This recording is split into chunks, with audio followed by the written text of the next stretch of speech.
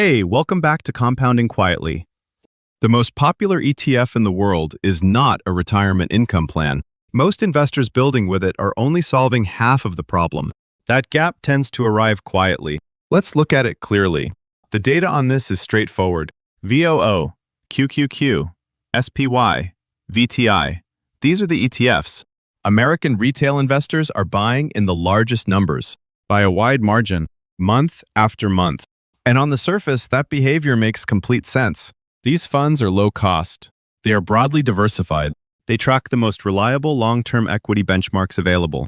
Choosing any one of them over picking individual stocks is, for most people, the right call. That is not what this video is questioning. What it is questioning is something that comes after the buying decision. Most investors in their 30s or 40s are in full accumulation mode. They are contributing regularly. They are reinvesting dividends. They are watching the account grow. The strategy feels validated because it is working exactly as designed. But at some point along the way, a question tends to surface. Not always loudly. Sometimes it shows up as a vague unease after a bad week in the market, or when someone runs the numbers and realizes they cannot live off this portfolio without selling shares every single month.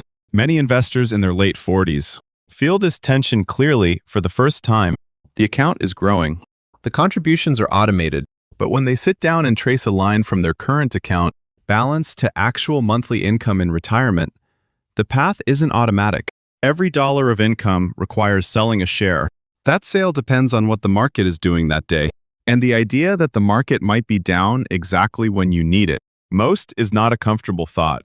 The question is not, did I pick the wrong ETF? Almost certainly you didn't. VOO has decades of data supporting its role as a long-term wealth builder. QQQ has delivered exceptional growth for investors who held through the volatility. These are not mistakes.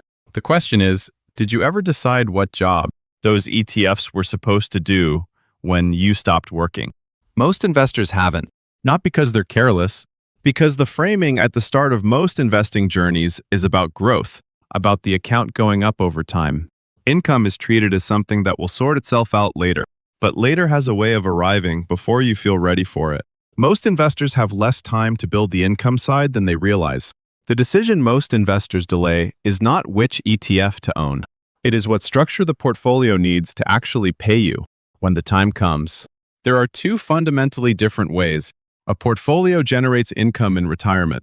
Understanding which one you are building toward changes the entire shape of your plan. The first is selling shares. This is how total return ETFs like VOO work in retirement. You accumulate shares during your working years.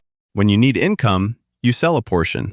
The process is simple, and for investors with large enough accounts, it can work well. But the mechanics create a specific exposure that most people don't fully think through. Here is what it looks like in practice. Imagine someone who retires with $800,000 in VOO. They plan to withdraw $40,000 per year, a 5% withdrawal rate. In a stable market, the plan works. But in the first 3 years of retirement, the market drops 30%. The account falls to roughly $560,000. They still need $40,000 to live on. They sell at lower prices. The account shrinks faster than the market recovers. When prices rebound, and they will, the investor is starting from a significantly smaller base. The math does not fully catch up. This is sequence of returns risk. It doesn't require a catastrophic event to be damaging. A flat or slowly declining decade at the start of retirement is enough. Now consider a different structure. An investor builds a meaningful position in SCHD over 20 years alongside their VOO holdings, not as a replacement, as a parallel layer. SCHD holds companies with long records of growing their dividends, not just paying them, growing them, year after year. When this investor retires, income doesn't require selling anything. The dividends arrive quarterly deposits directly into their account. When the market drops 30%, the price of SCHD falls too. But the dividend income, the actual cash, often remains stable. In many years, it continues to grow. The investor doesn't need to make any moves. They wait. The market recovers. And throughout the entire downturn, their living expenses were funded. That is a fundamentally different experience of retirement. Not just financially, psychologically. This psychological difference is not a minor detail. Investment plans collapse more. often from behavioral failures than from structural ones. The investor selling into a falling market faces an almost impossible choice in real time: stay invested and keep withdrawing, or reduce exposure and accept the loss. The investor receiving steady dividend income faces a different question: do I hold and wait, or do I add more at these lower prices? One question leads toward panic. The other leads toward patience. That is the difference between a plan that's hard to hold and a plan that holds itself. This is where the opening question becomes most concrete. Most retail investors are concentrated in total return ETFs, VOO, QQQ, VTI. The implicit bet in that approach is that the market will cooperate when they need to sell. That bet is usually correct, but it is still a bet. Most people are making it without realizing they've made it. Dividend growth investors are placing a different bet. Not that the market won't drop, it will. Their bet is that when it does, their income doesn't depend on the price. SCHD is built around dividend growth quality and yield together. It screens its holdings regularly, replacing companies that stop growing their dividends.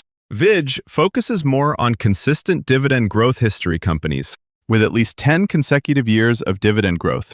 Neither is a perfect product. Both are structured around the same core principle: income that compounds over time, not price appreciation that you eventually convert. VOO builds the account. SCHD or VIG builds the income layer. They are not in competition. They are performing different jobs. The question is whether you have consciously assigned both, or assumed that one fund would eventually handle both. Most investors reach this question later than is ideal, not because they weren't paying attention, because the first 2 decades of investing are entirely about accumulation. The account grows. The strategy works. Income feels like a distant concern. But when retirement shifts from abstract to near-term, the income question becomes concrete. The timeline shortens. The compounding available at 30 looks different from the compounding available at 58. Not gone, but the runway is shorter. The investors who build an income layer early are not doing anything complicated. They are making one additional decision at the start, not just how to grow the account, but how the account will eventually pay them. That decision changes what the portfolio is designed to do. It changes how they respond to volatility, and it changes what retirement looks like when it arrives. Not a problem to solve an outcome that was already designed. That is the whole architecture behind dividend growth investing, not the yield, not the ticker. The structure of income that grows over time, built deliberately, before you need it. You don't need certainty to build it. You need clarity about what the portfolio is for. Define that early. Build toward it quietly. The criteria don't change with the market. That's the whole point. Compounding quietly. Slow, steady wealth building. If this helped, subscribe and leave a like. Everything here is for informational purposes only. All final decisions and responsibilities remain with you. Thanks for spending time with Compounding Quietly today.